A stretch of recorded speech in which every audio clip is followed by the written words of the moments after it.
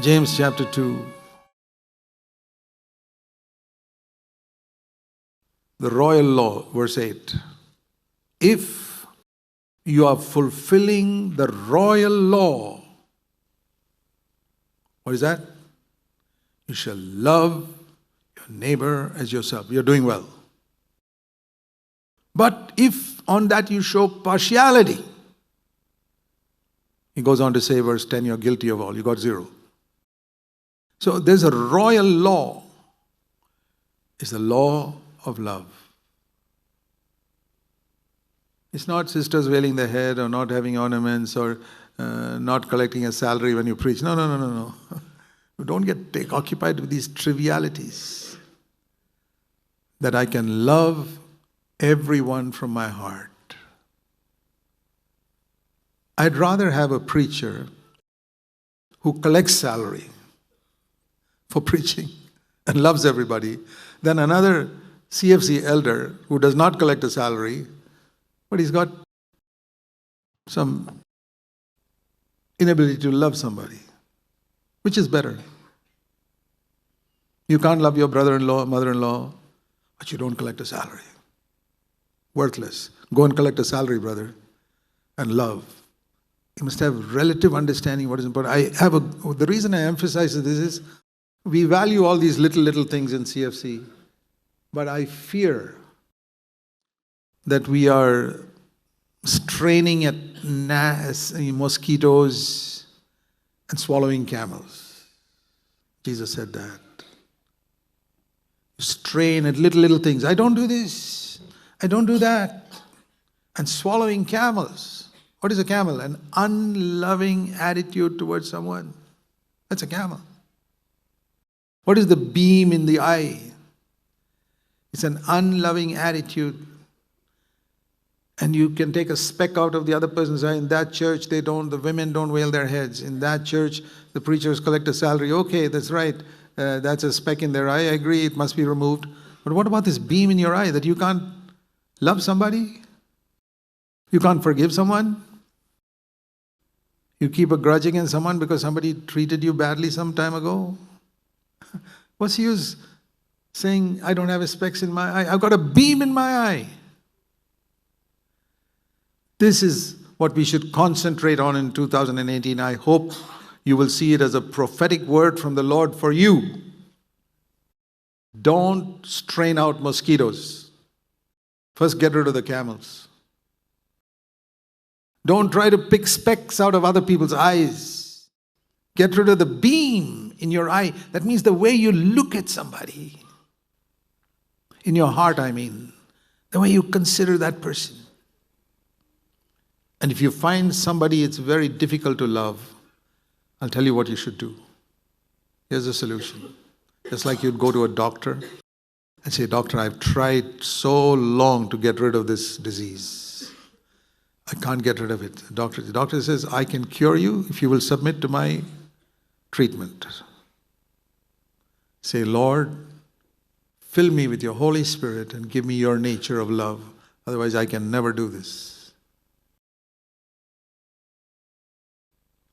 I mean, there are a lot of people I've been serving the Lord more than 50 years, and I can imagine, particularly the type of standards we preach. I'm sure I'm the target of the devil and target of many people whom the devil tries to use to accuse me and tell lies and all that. I can say before God, I love all of them.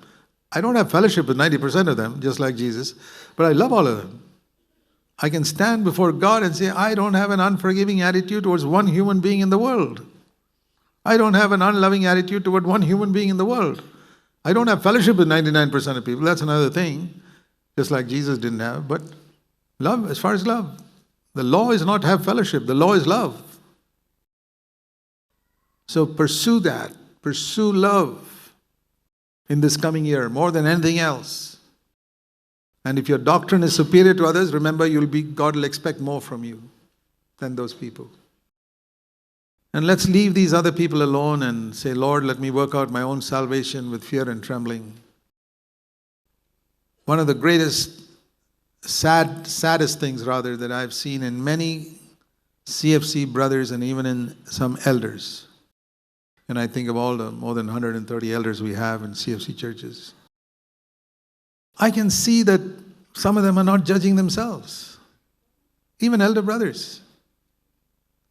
You can make out, how is this guy still in the same level as I see him 1 year ago, 2 years ago? He's not judging himself. He's not cleansing himself. Another odor comes out of us. An aroma of Christ will come out more and more. Not perfection, but a little more Christ-like aroma in our language and in our attitude. It's easy to change our language, but it's attitude. Work on your attitude to people. In very simple language, I would say, dear brothers and sisters, work out your salvation from wrong attitudes that you have towards anybody. Start with the small in this church. Let's start with this church. Don't try to go to the other places first. Start with the church. Jerusalem, Judea, Samaria, the uttermost parts of the earth. So start with the smallest circle and say, Lord, I want to have a good attitude. I might not have fellowship with everybody here. Some people don't want to have fellowship, it's fine. I have to honestly say, I'm not equally close to all of you. That's the truth. I believe my attitude is clear, but if there's something wrong in your attitude, if you're not walking in the light with God, we won't have fellowship. That's true. I can still love you, but we won't have fellowship. And I have to honestly say, I don't have equal fellowship with everybody. It's not true. I don't have equal fellowship. So, that's a fact. And you will not have equal fellowship with everybody because it depends on how much that person is willing to walk in the light. How much that person is willing to get rid of bad thoughts, wrong attitudes, partiality and things like that. If not, my fellowship with that person will be limited. But give me a brother who's radical against everything unchristlike in his life. Our fellowship will just grow and grow and grow and grow and grow. I don't mean the time we spend together. Fellowship is not, I can have fellowship with somebody I don't meet for a whole year. Wonderful fellowship. As soon as we meet, it's as if we had been together the whole year. Because it's attitude that determines it. So dear brothers and sisters, let's make this coming year a year when we work on our attitude and say, Lord, I am going to pursue after love. And I'm not going to produce Ishmaels and say, here, Lord, accept this, which is my struggle. And I've struggled enough, and I've not succeeded. I succeed in one area, and I've completely failed in another area. And then you tell me that I got zero in the whole thing. So what's the use my glorying that I succeeded here? I want your nature. Give me your nature, Lord. Fill me with your Holy Spirit. I don't want the product of my own efforts. And please show me, Lord, what is an Ishmael and what is an Isaac in my life? What is my struggling doing something and what is your writing your law in my mind and your heart? I believe it was not at all difficult for Jesus to love anybody. And I believe that is one way in which I know God has done a work in me. Then I'll find it easy to love people who are unlovely or repulsive. Okay. Maybe not in perfection, but it's going to get easier and easier and easier and easier. But if you find in a certain area, your attitude remains the same, you know that despite all the wonderful doctrines we hear in CFC, it hasn't changed your life. I say this plainly, my dear brothers and sisters, because I fear many of us are going to get a big shock when we stand before the Lord. And we thought we were so spiritual, so much better than some of those other people in those other churches. And when the Lord comes and reveals the hearts of everyone, the story may be completely different. I don't want you to get a shock in that day.